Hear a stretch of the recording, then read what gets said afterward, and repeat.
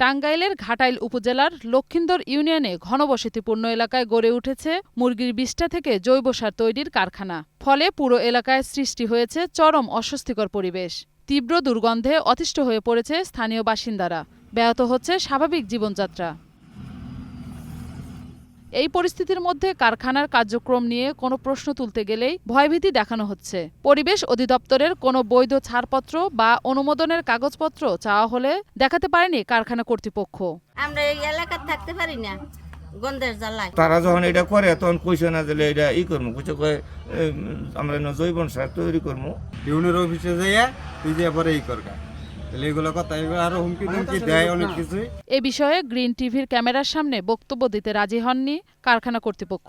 হয় চলেন না হয় তাহলে বক্তব্য কে পারমিশন দিচ্ছে না, আমাদের মানে ঢোকার ব্যবস্থা করে দেন। হচ্ছে আপনার আসবেন চিঠি দিয়ে আসতে বলতে পারেন। কিসের চিঠি? চিঠি দিচ্ছে আমাদের। কিসের চিঠি?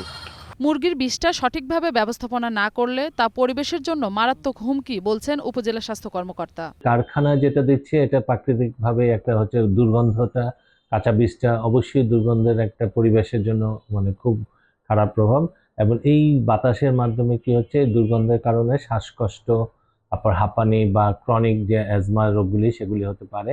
পরিদর্শন করে পরবর্তী ব্যবস্থা নেওয়া হবে বলে জানালেন পরিবেশ কর্মকর্তা।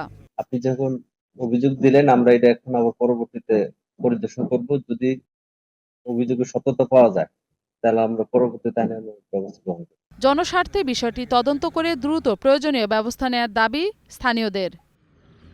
মৌসুমী মৌ, গ্রিন নিউজ ডেস্ক।